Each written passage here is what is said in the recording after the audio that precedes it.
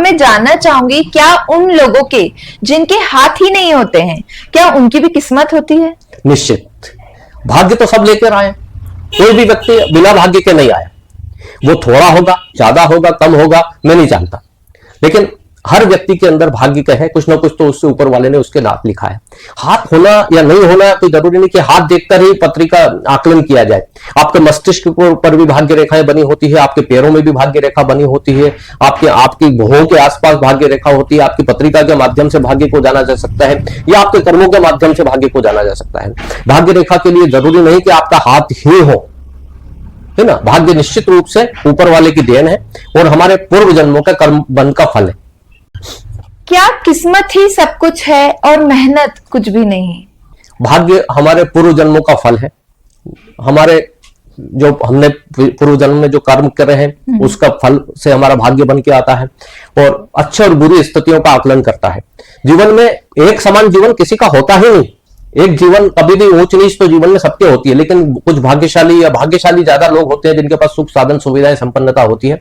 लेकिन मेरा यह मानना है कि कर्म प्रधान है आदमी, और कर्म से जीवन या भाग्य को बदला जा सकता है। निश्चित रूप से कर्म के माध्यम से आप अपने भाग्य को या अपने कर्म के माध्यम से हमारे जीवन को बदलने में सहायता पैदा कर सकते हैं, या उसको तो सुधार सकते हैं, या हमारे भाग्य को भी सुधार सकते हैं आप, या अपने भाग्य को भी अच्छा करने की क्षमता हमें होती है। यह है कि हम कर्म कैसे कर रहे हैं। लेकिन एक बात जरूर है कि भाग्य अपना काम करता है और वो किसी को नहीं छोड़ता, ना राजा को छोड़ा है ना रंक को छोड़ा है। ये जीवन ऐसा है जिसमें भाग्य में यदि आपके दूषित परिणाम लिखे हैं तो निश्चित रूप से आप अच्छी भली स्थिति से भी नीचे चले जाएंगे, और यदि आपके भाग्य में ऊंचाइयां लिखी है या आपका समय अच्छा आया है तो निश्चित रूप से आप जमीन से आसमान तक पहुंच जाएंगे। तो क्या कर्म करने से हमारी हाथ की रेखाएं भी बदल जाती हैं? रेखाओं में परिवर्तन हमेशा होते रहते हैं उम्र के साथ में, क्योंकि हमारे पास हमारा जीवन आगे कैसा है, भविष्य कैसा है, ये चीजें 100% नहीं बनी होती। और जो परिवर्तन होते हैं उसके माध्यम से आप ये जान सकते हैं कि मेरा अच्छा हुआ है या बुरा हुआ है। तो समय समय पर परीक्षण करवाते रहें और आपके जीवन में रेखाओं में बदलाव आते रहते हैं अपने कर्मों के आधार पर। अच्छा। मतलब कर्म से जीवन रेखाओं में बदलाव होते हैं, और जीवन की कोई जीवन रेखा ही नहीं बदलती, हमारे पूरे भाग्य को बदलने की क्षमता उनमें होती है। तो उम्र के साथ में, समय के साथ में और आपके हाथों की लकीरों में परिवर्तन होते हैं। बस एक चीज है इसमें कि पत्रिका और हाथ में एक फर्क है।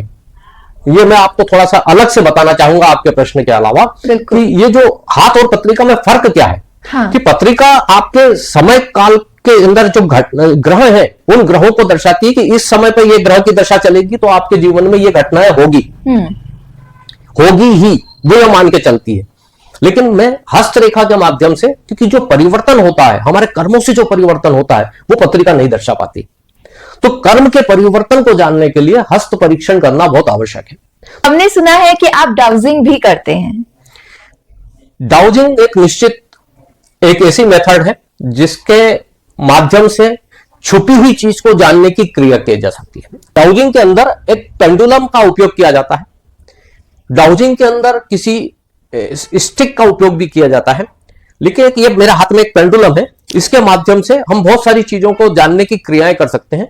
ये पेंडुलम हमारे हाथ में सिर्फ एक जो छुपी हुई चीज को जानने के अंदर कैसे कर सकता है, उसके लिए एक प्रश्न होता है आपका।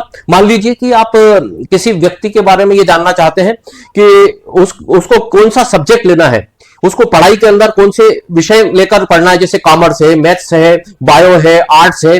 तो अब ऐसे बहुत सारे उसके पास ऑप्शंस हैं, और यदि उस ऑप्शनों में वो नहीं जान पा रहा कि मैं किस लाइन को चुनूं, किस लाइन के अंदर जाऊं भी कि नहीं इसमें से, तो उसको क्या करना चाहिए। तो इसको एक शीट होती है, क्या होता है कि एक फोटोग्राफ लगता है, जो व्यक्ति है उसके बारे में उसका एक पासपोर्ट फोटो होगा, उस फोटो के साथ में आपके प्रश्न के आधार पर एक शीट बनाई जाती है। उस शीट के अंदर ऑप्शंस आंसर होते हैं आपके बारे में। उस आंसरों के ऊपर हम डाउजिंग करते हैं इस फोटो के ऊपर कि इस व्यक्ति के बारे में, डाउज मतलब टेलीपैथी, किसी व्यक्ति के मस्तिष्क में छुपी हुई बात को जानने की क्रिया, उसको हम टेलीपैथी बोलते हैं। इसको एक जानने के लिए उस पेंडुलम का उपयोग माध्यम है, सिर्फ माध्यम है वो, लेकिन एक मस्तिष्क से दूसरे मस्तिष्क के अंदर पहुंचने की क्रिया कहलाती है, जिसे डाउज कहते हैं।